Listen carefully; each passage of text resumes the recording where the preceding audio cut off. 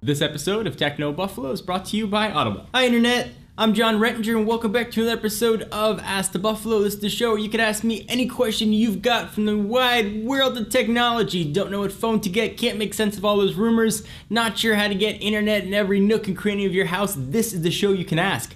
If you want your question featured on an upcoming episode, every Tuesday on technobuffalo.com we put up an article saying you should ask your question. You can leave it down below. Otherwise, if you're more social networky inclined, you can send us a message on Twitter either to me personally at John4Lakers or the company at TechnoBuffalo. Ask your question and use hashtag AskTheBee. Usually we'll pick about 4 questions each episode. Up this week, we're going to talk about how to extend Wi-Fi coverage in your house, some stuff about the HTC One, and lastly, we're going to talk about whether or not this is the last generation of consoles that's actually going to have physical game discs. This is Ask the Buffalo, so go ahead and get started.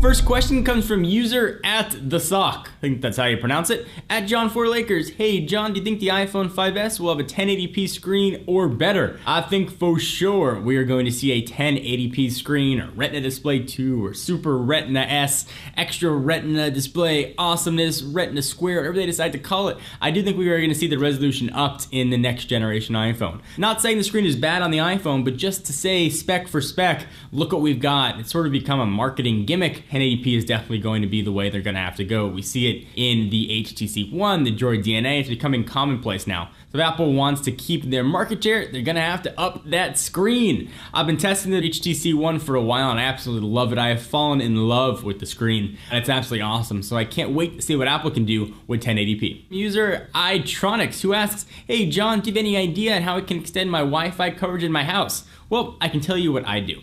I've got an Airport Extreme base station. You can also use a time capsule. I've got it right where my internet comes in. And throughout my house, I have 2 Airport Expresses set up. They're super easy to set up. You just plug them into a wall. You can do it from your iPhone, iOS device, or through the web portal. And they will essentially extend your network to different areas of the house. It's not gonna work to extend your network across the street. If you gotta get internet down to your basement, if there's a room that's just not getting good service, it's gonna be an awesome way to go. It is a little bit on the expensive side. Each Airport Express costs around 100-ish bucks. There are less expensive options out there. Linksys has a few. You can also check on router extenders, internet extenders, things like that, and see the best option for you. That's what's worked for me, and it's worked very well. User Ronaldo R. Diaz asks, hello there, John. Hello, Ronaldo. Do you think that the HTC One is future-proof? No, nothing's future-proof.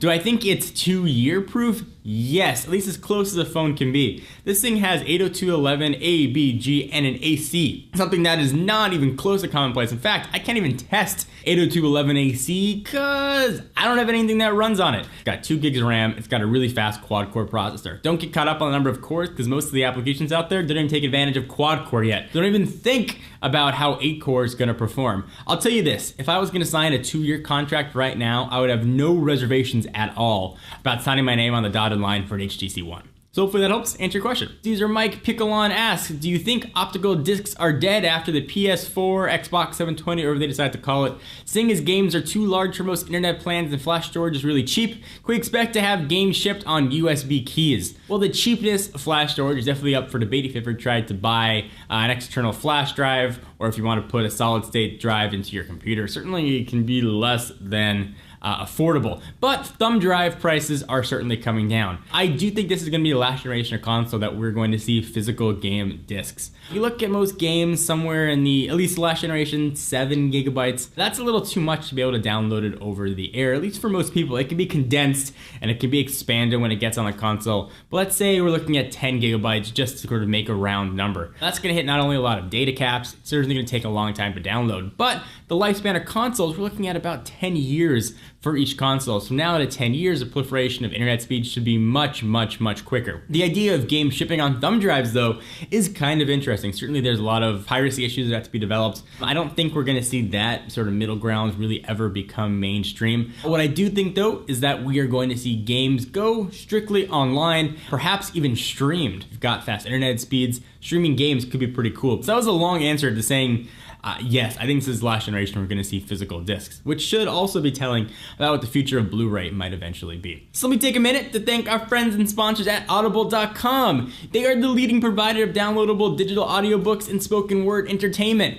If you want to read a book, you don't have time to sit there and flip through them pages, listening to the book is a great way to go. They have over 100,000 titles to choose from really any genre you want. You can play them back on your iPod, MP3 player, or Android device. Books from every genre: science fiction, thrillers, drama, romance. I'm looking at you, ladies. Go to audible.com/techno to get a free audiobook download of your choice and a 30-day trial when you sign up. Again, that's audible.com/techno to get your free audiobook. Thank you guys for watching another episode of Ask the Buffalo. I hope you enjoyed. I'm your host, John Rettinger. Check us out at technobuffalo.com for the latest and greatest tech news. I will see you guys in the next video.